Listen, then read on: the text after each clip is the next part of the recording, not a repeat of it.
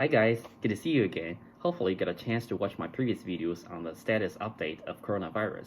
And in today's video, I would like to quickly review about what happened in China since the first outbreak of this coronavirus in Wuhan. And I will share with you about the timeline of several critical events since December till end of February. And through this video, hopefully I will summarize these critical events and we can learn from the actions that the government and the regular people were taking at that time, and hopefully we can make wise choices and have a better reaction to our current situation. All right, let's get started. So again, there's still a lot of debate and unknown about where this virus comes from. I still would not focus on that, and I would just want to my timeline start from the very first, probably mostly accepted, the first coronavirus infection case in China.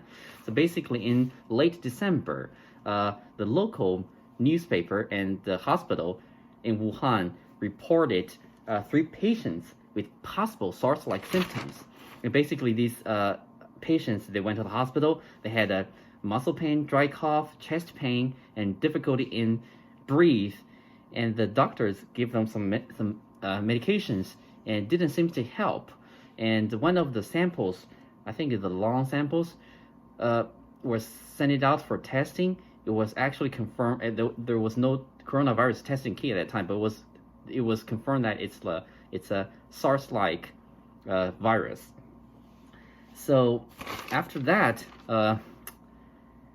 several doctors, and the most famous one, his name is Dr. Li Wenliang, and 7 other doctors, they were the first 8 whistleblowers, and they posted this news on the local media and warning about the Wuhan's citizens about this critical and unknown but also deadly virus that may potentially spread out over the city.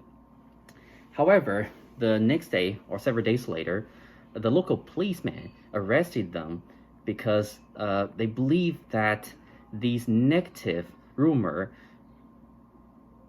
may impact the Spring Festival, which is going to be in the 2 weeks later. So the local government doesn't want this rumor to affect the festival at that time. And even the CCTV, the most famous television media, they report that the spreading this incorrect, they call it incorrect rumor or irresponsible rumor, is illegal. And however, the National Institute of Health in China, they did take a fast response.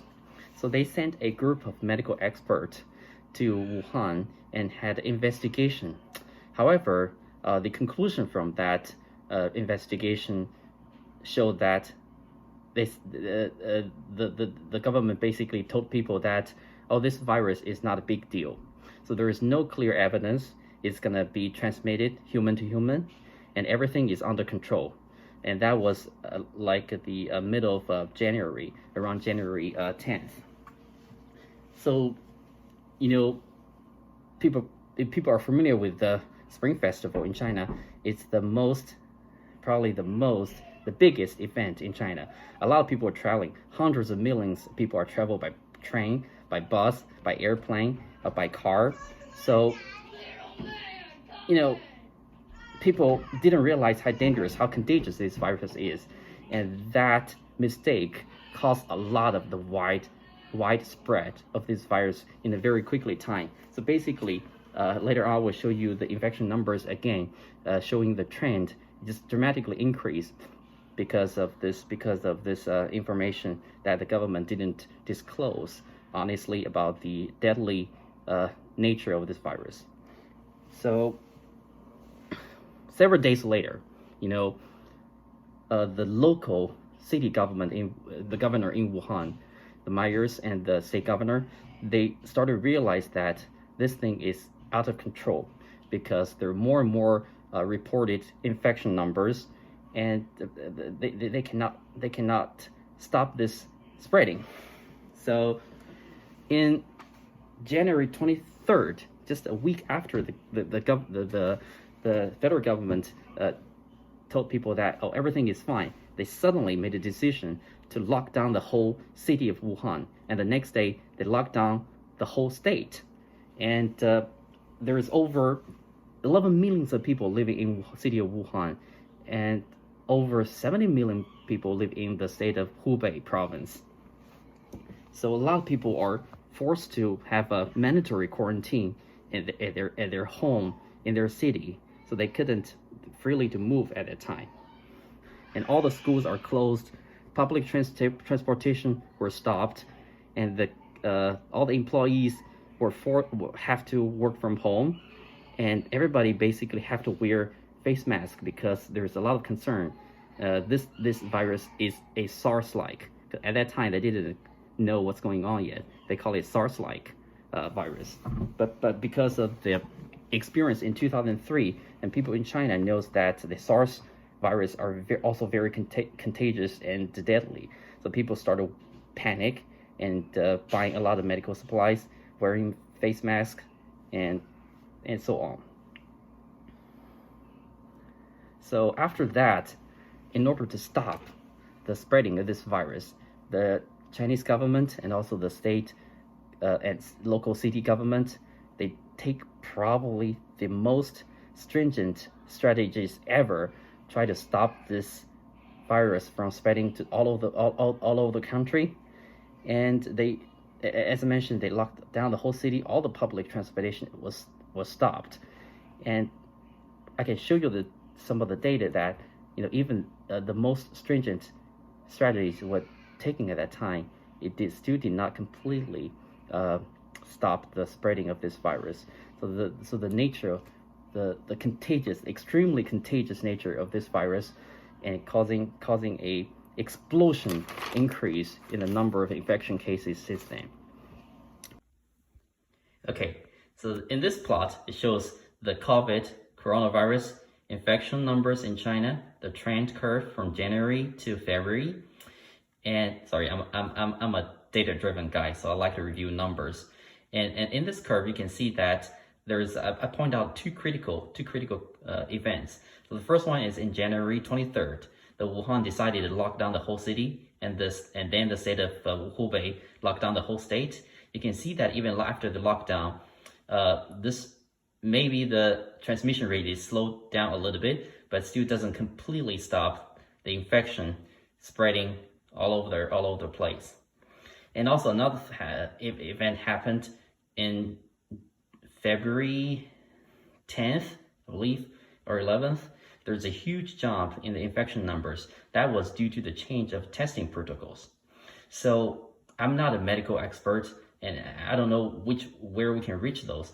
There is also a debate about the accuracy of this testing kit, because at that time in China, they found out the successful detection rate was only around 60 to 70%. So what they did that is, on top of the nucleic acid testing method, the Wuhan hospital decided to include CAT scan of the lung and as another supporting evidence. And they find out a lot of people, they may show had negative, but their lung are already infected. So that's why there's a huge jump happened at that time. And they basically, after that, the government took even more stringent actions to kind of like slow down the spreading a little bit. So everything seems to be level off. There's still some reported cases, but it's a lot less than before. And since the end of January, the infection numbers in Wuhan keep increasing very rapidly, and the medical resources kind of reached the limit, hit the limit. And the very positive side during this disease was that a lot of people from other states and cities in China, they all volunteer to donate some medical supplies like PPE, personal protective equipment, and some of them volunteer to go to local hospitals in Wuhan to help taking care of patients, and they were also helping building temporary shelters to accommodate these patients. And there is reported at least 20,000 doctors and nurses volunteered to help Wuhan people at that time. But also there is a very sad news about that is about 10% of medical personnel were infected by coronavirus. So assuming most of them were getting a decent or wearing personal protection equipment, and this number doesn't sound very good. So there is some more investigations right now ongoing about why so many medical personnel are infected, and hopefully I can give some update and share more information on that, because this experience will greatly help U.S. doctors, European doctors, when they're handling the situation, how to prevent the infections of medical doctors. And because the doctors and nurses, they are the first responder, and they also have very limited numbers, all this nation. Another problem they found out in China at that time was this virus. It takes a lot of time, a very long time to cure. So basically, your medical resources may run out before those patients are fully recovered. So that's why we want to make sure most doctors and nurses, they're getting a very good personal protection equipment and understand the procedures, and very taking extreme precaution. So like I showed in the plot, so the infection numbers in China is slowing down a lot, seems to be leveling off, but there's still some recent news I'm a little bit concerned about. So I will share with you some of them. So in February 25th, the Guangzhou Health Department, they had a news briefing. They were reporting that there were 13 cases that recovered patients was tested positive again after several days. So I'm not sure what does that mean, but that's something we need to be concerned about, and we also need more clinical data to see if it is true, because that was only one reported case in one province or one state of China. And there's another report from another state of Sichuan in China, in the western part of the country. One lady was tested negative for 8 times before she was confirmed positive during her 9th test. So that's why I had a question of is how accurate our testing is. Are we having a false negative? False positive is not a big deal, but are we having any false negative? What's the percentage?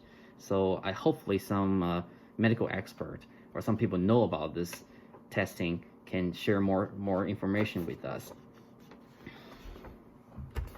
Okay, that's still a long day. I plan to cut the video to about 15 minutes, but it looks like I might be a little bit over time. Anyway, let's wrap up. So I share some of the critical timelines about what happened in China during this early weeks of outbreak. So there are a lot of lessons. There are even more. There are a lot more news online. But probably because some of the American people they cannot read Chinese, or then they're not accessible to Chinese news. So I'm summarizing some of the key events that happened, and hopefully we can learn something about that. Again, I always like to say, don't believe 100% what I said, but verify. You can search all this information online, and you can use Google Translate to verify whether this information is correct or not.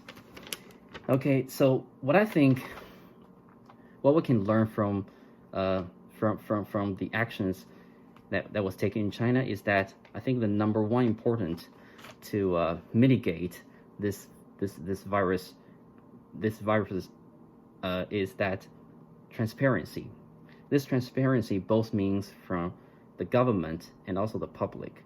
So the government definitely need to take more steps to be more transparent in terms of sharing the results and keep updating with the publics and having less bureaucracies. And for public transparency means that we need to be accountable or responsible for each other. So if you see anything, we got to notify other people. Oh, you maybe have some concerns, or you might be affected. So we need to also be transparent and accountable to each other. So second part is that we need to take effective medical, like a social distancing, hand sanitizing, consider starting wearing a face masks, and all these kind of sanitizing. And also we need to be kind, be nice. We need to help each other. And because, like I said, in China, without the help from the 20,000 doctors and nurses volunteered to help Wuhan City, things could be much worse. So we know that as of today, March 19th, the New York City is facing probably in the most critical conditions right now. So we gotta help each other. And the fourth one will probably be with the highest level of support for the medicals, for doctors, and we need to make sure our supply chain is sufficient that we can keep the personal protection equipment to the doctors, so they're protected and they're guaranteeing that they're safe, because they're the first responders, and it's they're very limited number of doctors and nurses, and you cannot produce that in a short time, right? So I think that's pretty much for today. And again, thank you very much for your time. And if you like the video, please comment, like, and share with your friends. I think, again, the number of infection all over the world is still exponentially increasing.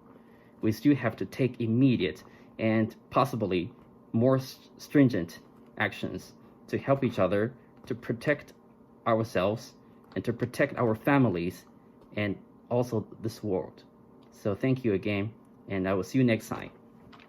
Next time I probably would talk about the infections in the US and probably in Italy, and also a lot of people are talking about the similarities between this virus and Spanish flu happened back in early 19th century.